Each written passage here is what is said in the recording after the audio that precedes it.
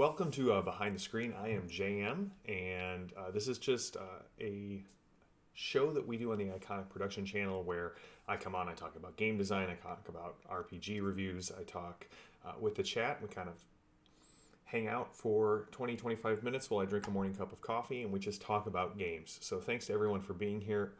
Big shout out to two people. One, to Mr. Bob Crumb. If you backed his amazing Kickstarter where he designed just a gorgeous deck of cards. He told me here in the chat, and I get to share, that his cards are in LA. So that means that they are that much closer to being in our hands, and I will probably show them off on one of the Behind the Screen at some point. Yes, Bob, that is awesome. And just to everyone in chat, good morning. I see Okapi42 in there, and I'm wondering if that is my buddy Scott, because he is the only person I know who uses the name Okapi. So, Rook, good to see you as well. Thank you, man. That's amazing. Thank you as always for your generosity. Scott, it is good to see you, man. We need to get a phone call in and chat and see how everything's going. So today I want to talk about a game that is very important to me. There are a handful of books that have changed my life. And I'm not speaking hyperbolic. I'm a different person for having read them. As you may imagine, with jackals and the fact that I have a master's in theology, the Bible being one of those. Another one is the Epic of Gilgamesh, like just kind of wrestling with that text and kind of coming to understand it. There's some things like some philosophers on that list. Bob introduced me to a book called Waking the Dead that really changed my life. And I don't want to speak too hyperbolically. I'm not joking. I am a different person for having played this game. And as you know, that we on the Iconic Production channel, we love gaming. We think they foster empathy and creativity and community. But there are times where a book is more influential than the sum of its parts. I came across this book in college when I was attending a Nazarene University in Bourbonnais, Illinois. And my friends we were playing a lot of Rifts, we were playing some D&D, and I went down to my local game store to pick up, I think it was the Warhammer 40K starter box that was Dark Angels versus Dark Eldar. And a friend of mine had been getting into Vampire, started running Vampire. This is kind of when World of Darkness was really taking off. And I had no interest in playing Vampire. I had no interest in playing Werewolf. I played it with friends, but just not my jam. And they had released a book called Mage the Ascension. And purple cover, tarot card on the front of the mage, kind of burned up. And it was several months later, I think it was in St. Louis, visiting a buddy of mine, and finally had the cash and the opportunity to pick it up. And I devoured this book. And so Mage is a unique game. So if you're not familiar with the World of Darkness came out in the 90s. It was kind of very story focused. They changed the name. You weren't a dungeon master. You weren't a game master. You were a storyteller.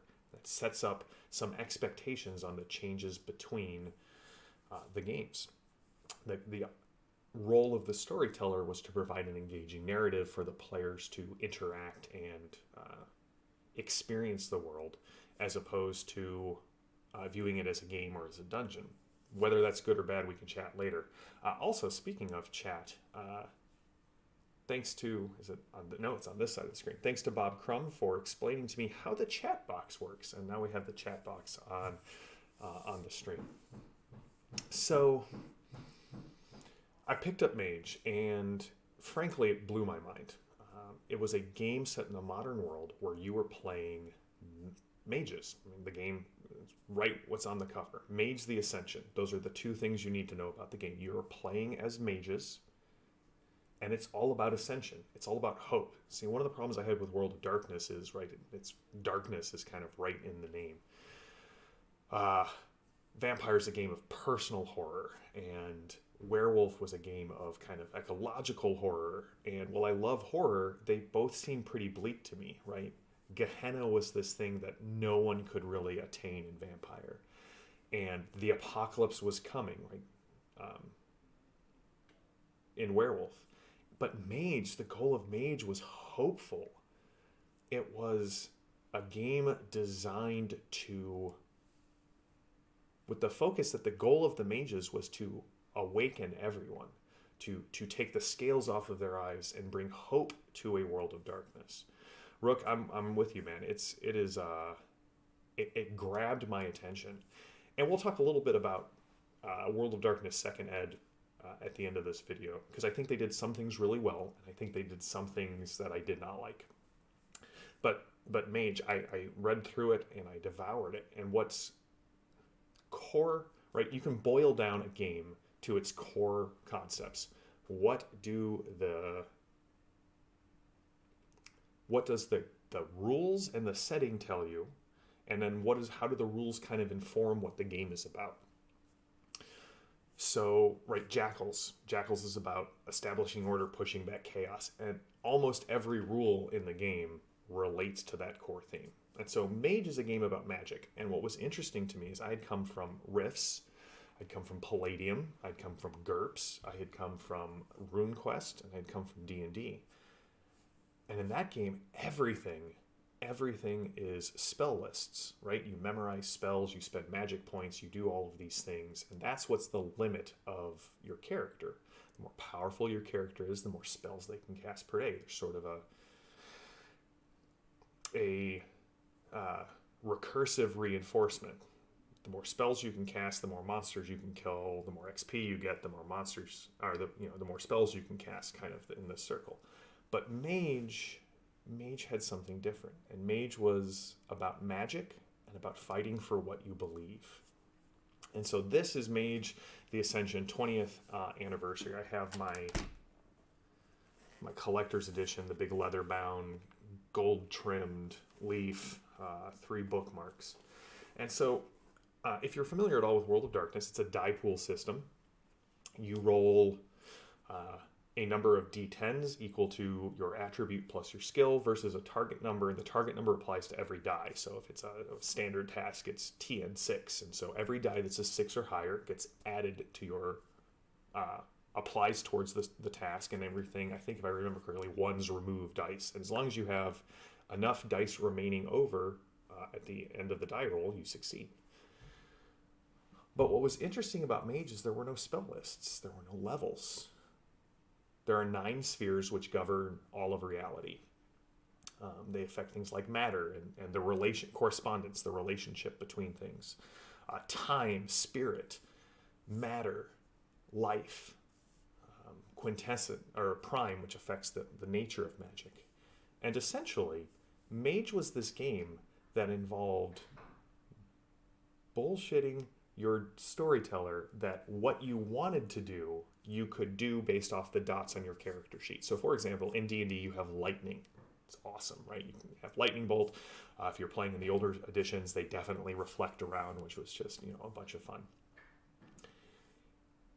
How you would accomplish a lightning bolt in Mage was entirely up to 3 things: the player's imagination, the rules that they had set for their character, and the GM's interpretation. And once those 3 things were established, you would roll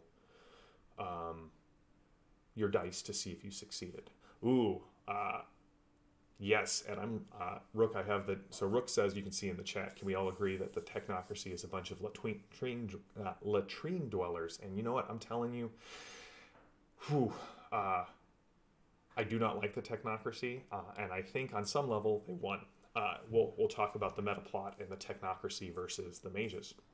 But so, like, if you're a mage and you're like, I want to cast lightning at somebody, well, at the base level, it's correspondence for the distance between you and the person, and then some form of forces. Forces govern energy, and sometimes prime. Prime allows you to create something from nothing. So if I just wanted to, hurl a lightning bolt, I have to have a knowledge of prime to create something from nothing. I'd have to have a knowledge of distance between myself and the target, the relationship that we have, and then I would have to understand forces. Now, I could also remove prime by, say, ripping lightning out of an electrical socket and shooting it down the field. So you're probably saying, hey, what does that mean? Like, how, as a storyteller, if mages can do anything they want, what's going on? Well, two things. One, you have a paradigm. Like, how does your mage do magic? If you're a ritualist, summoning lightning may involve inscribing a circle on the ground and setting up, true air and true fire and conjuring a storm. So it's a long process. If you're a member of Iteration X, which is a technocracy, the technocracy was the foes, but they used technology. Or if you're maybe a member of the Virtual Adepts or the Sons of Ether, maybe you built a lightning gun because you work your paradigm of magic through super science or techno magic. But also there's this thing about belief. Mages are people whose belief and willpower is so strong that they look at the world and say, this is what I want to have happen, and the world jumps. And the conceit of the game is that everyone can be a mage, but that if you're not awakened to magic, you are subconsciously reinforcing the consensus. So here's what happens. If I create magic and rip it down the street, that's considered a vulgar act of magic. And the universe goes, wait, everyone believes that you can't do that. So essentially they had this really interesting mechanic called paradox. And the way I always explained it is, imagine if you take a rubber band and stretch it between 2 points. That's reality. And a mage, when they work magic, they're pushing the rubber band out of scope, or out of tension, in order to get their effect. Now, the further you push that rubber band, paradox is the backlash that snaps back towards you. So if you do something coincidentally, or even something that people believe could possibly happen, like instead of a lightning bolt, maybe I make the enemy's car explode. Well, that's a coincidence. People sort of believe that cars explode because we have movie magic and we see it happen. And coincidental magic doesn't change the world enough for reality or the consensus to notice. So that blew my mind, that you could have a magic system that didn't rely on spell lists or mana points or spell slots. So if you guys are reading the chat, there is just some great discussion going on there. Okapi brought up about Iteration X, which we'll talk about when we get to the technocracy. Rook is right. You should not throw too much lightning down the street. As you accumulate paradox, your character starts to shift and can eventually be trapped in a planar prison of their own mind, where they're basically tormented by paradox spirits until they kind of bleed it off. And then you have entropy, which Okapi is talking about here, possibility as well, is the fact that you can tweak luck to your favor. And so you have all of these things that kind of combine together, really come down to you're fighting for what you believe, because belief is the core of a mage's power. I believe in something so much that I can change reality for it. And so, apologies if you hear some of the noise in the background. We've got people finishing up some construction work for us. So, much like any World of Darkness game, you have your political factions or your factions, and there are sort of 4 meta factions, and then each of those have sub factions. So the 4 meta factions are the traditional mages. So these are like your traditional wizards, will workers, sorcerers, spellcasters, that sort of thing. They have all bonded together because their main opponent, if mages represent change, the technocracy represents static or pattern. They are a group of mages who, around the Enlightenment, were like, listen, individual wizards and warlocks and witches running around, casting magic, summoning demons, enthralling people. This is bad. We need to establish reason. We need to establish order to protect them. And that inevitably turned into a grab for power. And so the technocracy doesn't think what they do is magic anymore. They see it as super science. And they want to push science forward to protect and then control mankind. So you have dynamic, the traditions. You have static, the technocracy. Then you have, you have the Marauders and you have the Nefandis. And the Marauders are mages who have changed so much reality that they no longer can tell the difference between their mental landscape and their belief and reality. So they just change reality as they go fluidly. They're insane mages. And Nefandis, if mages are all sort of working towards this ideal of ascension, Nefandis are those who have given up on that ideal. They've inverted their soul and they have become agents of descent. In earlier editions of Mage, they had a very kind of Cthulhu, Lovecraftian, kind of crazy cultist sort of feel. In the newest version of Mage, Mage 20, they are much more evil. And Book of the Fallen is a book for Mage 20. It is a treatise on evil and how to portray it in the book, or in games and in novels. I would not recommend it for everyone. Know what you're getting into, but I think Phil, the writer, did a great job of stepping out of the book when he needed to and say, all right, if this sounds familiar to you, you are probably being abused or you are seeing someone being abused. Please use these references. I feel like he did a very responsible job at portraying realistic evil in a gaming book. All right, so the traditions kind of bound together. Technocracy is trying to control. And the problem is that technocracy has made the world so safe and so comfortable that essentially mankind gives up on their goal, the technocracy's version of ascension. And so the Ascension War is over and it went out with a whimper. The mages are seeing sort of a revitalization of this, the symbolic and the metaphysical and the spiritual, but at the same time, there is this consensual layer of apathy. Why do I need magic? Why do I need wonder? Why do I need enchantment when I can just go to my job, come home, microwave some food, and sit down and consume a bunch of entertainment and go on? And this spoke deeply to me. It's not just a fight about your beliefs, it's a fight against apathy. It's a fight against kind of the grinding down of the human spirit. And so I ran Mage. I ran Mage a lot. And one of the things that it fostered in me is when you look at the traditions, they should not get along. Yes, the stagnation of the soul, Rook, that is it exactly.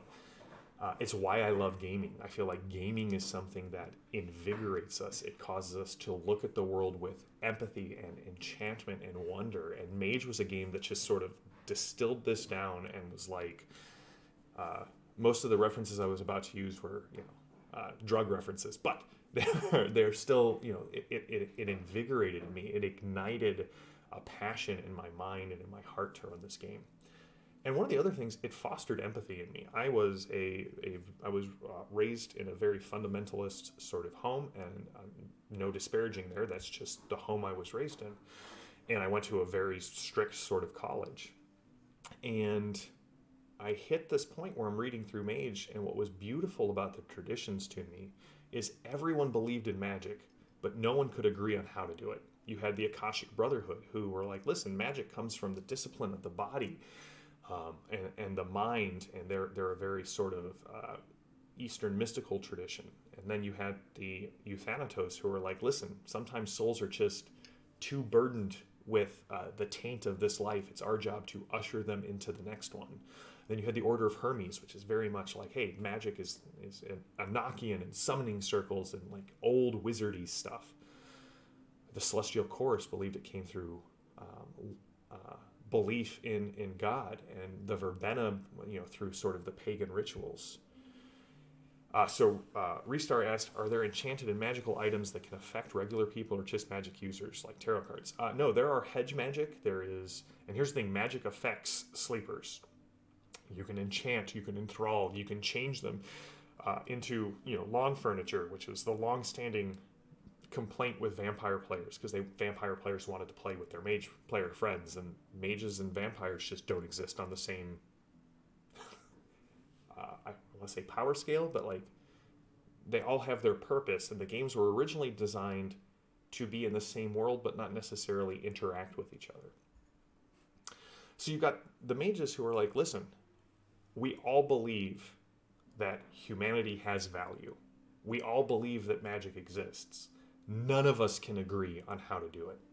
And what was beautiful about that, and it's something that I think has been lost in our modern internet culture, is they could disagree on things and still see each other as fellow members of the tradition. They could see the humanity in the other person and realize, hey, our enemies, even the technocracy, is not necessarily our enemy. It's the belief system behind it.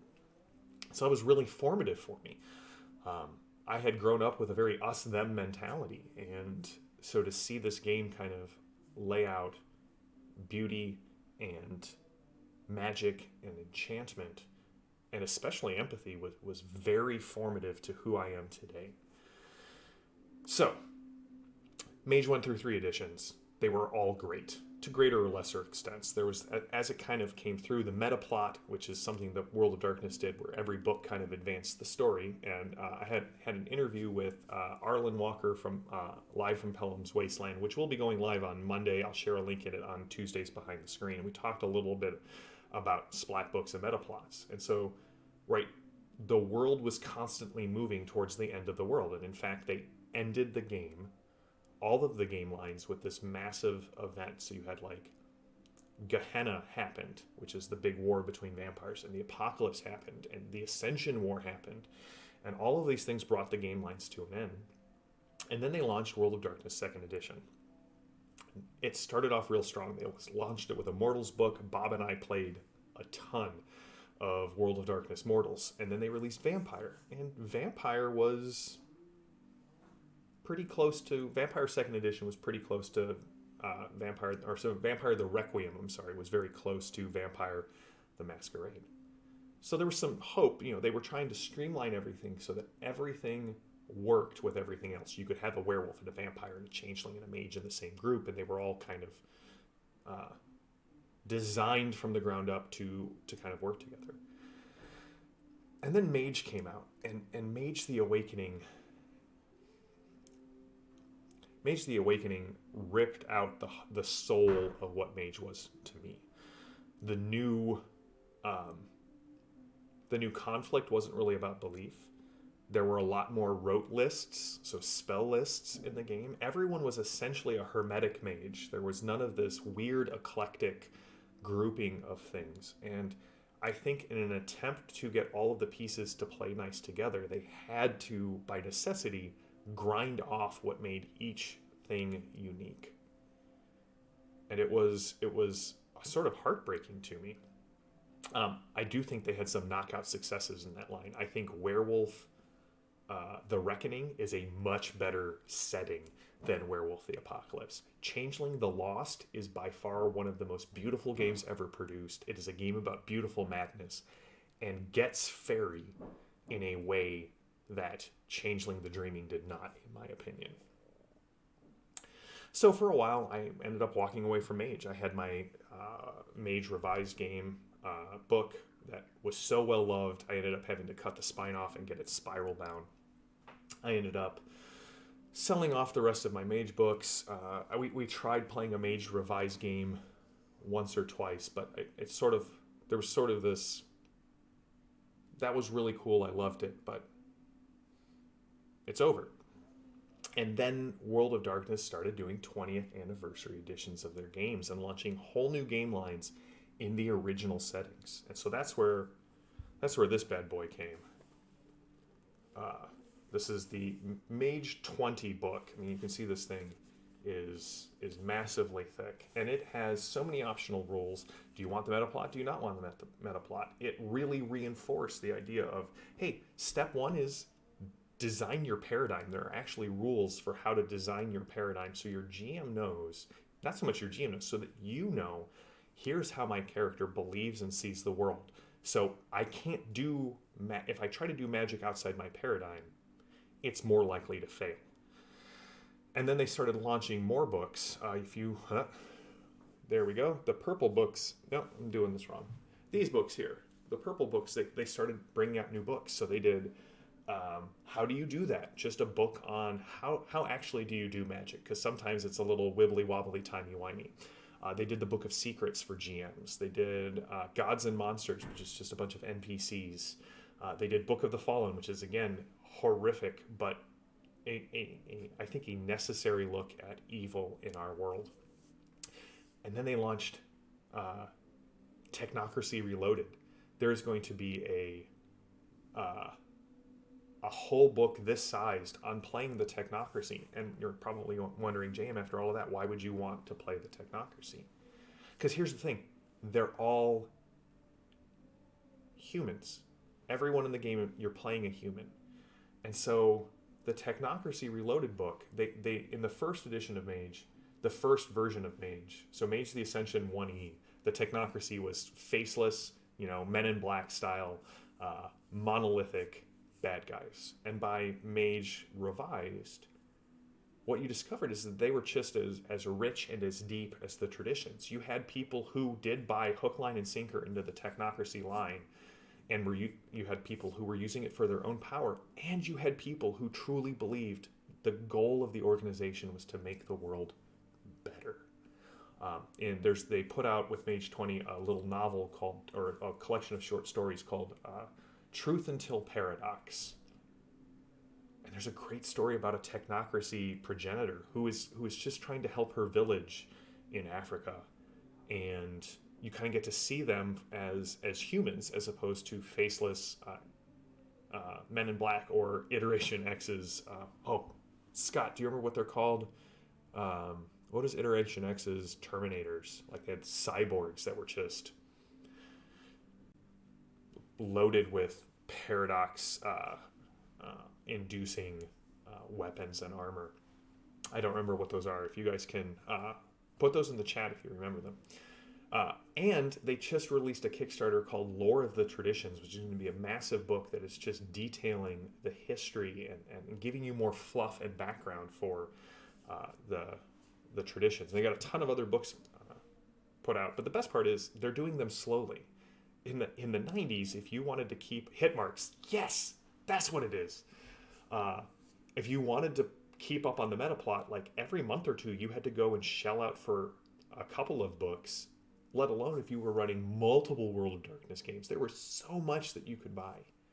So, I'm almost done with my tea. I'm actually drinking a really great tea that I found. The leaves are aged in bourbon casks, and it's got a real kind of like smoky, almost peaty black tea to it. So it is delicious. But sort of in the end, if you... so Bob and Ted Lasso have the same opinion of tea. If you want a game that leans far more into the creativity of the players for magical effects and really is about challenging beliefs, you'll find on this channel, like the games we've been talking about, Burning Wheel, Torchbearer, Mage, these are games that put the beliefs of the player characters front and center and then force the GM to challenge them. Now, I will say, if you listen to the Grand Campaign, we talked about why you would want to play in a Grand Campaign in episode 2.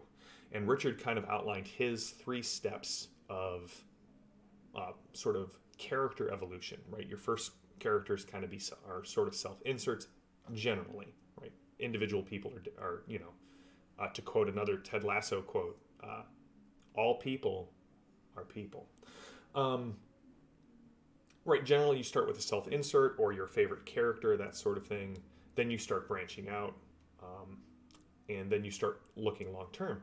And what I would warn people, this is my only point of caution with Mage. Mage is a game of horror.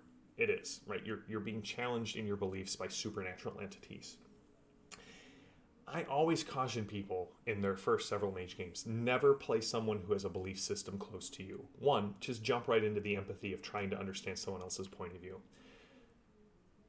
But if you play someone with beliefs close to yours, you are engaging in Jungian shadow play because you're basically asking someone to come at your beliefs as hard as they can. And that can actually be traumatic for people if you're not prepared for it. So that's my only point of warning. One, always remember, all people are people, all games are games. We love them for the reasons that we love them. They foster empathy, they foster creativity, they force us to come together with our friends and sit down, whether virtually or in person, and have a good time. But there are I want to say that should be treated with the respect it deserves, right? There's a lot of talk about safety tools. There's a lot of talk about, horror in gaming.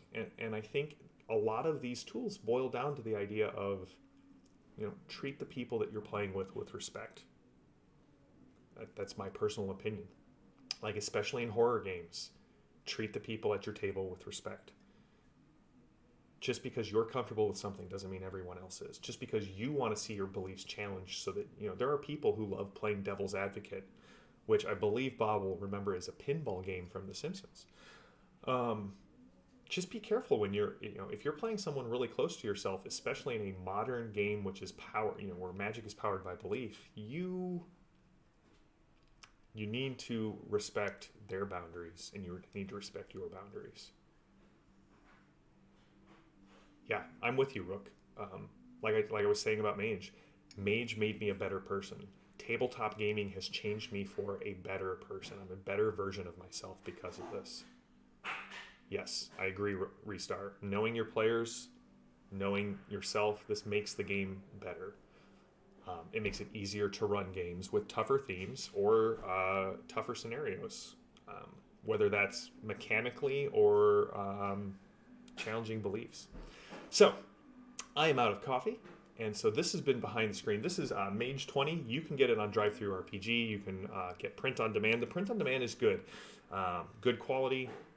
I did, all of mine are you got two options. You got like the low quality color or the high grade paper and color. I got all the low quality, and they're good. They haven't fallen apart. I'm using them. I got the low quality because I like marking my books up, and I find that harder to do with really pretty books. Like I ordered a physical copy of the Mage book so I could mark that one up, because I'm not marking up like this bad boy because I loves it. So we will be back on Tuesday with Behind the Screen. We're going to be talking about making the Lycanoi, the werewolves of Ajax, who prowl the borders of the Valley of Troika. So join with us there if you want to learn about game design, if you want to talk through creating monsters for jackals. We're gonna be doing that on Tuesday, and then next Thursday we'll probably do either a after action report of my jackals game or possibly another game review. I was thinking about talking about more about this Edition Wars and this meta plot and that sort of thing. Oz, it is so good to see you, buddy. Let's chat. So yeah, until next time, stay safe, stay healthy, stay gaming. Thanks to everyone who shows up for these in the chat. It's good to see all of you. If I missed somebody, I apologize. We'll be back on Tuesday with more Behind the Screens. I am JM the GM. That is the hype train from Mr. Bob Crumb. Go check out his Twitch channel and his YouTube channel as well. And I will see you all on Tuesday. Have a great one.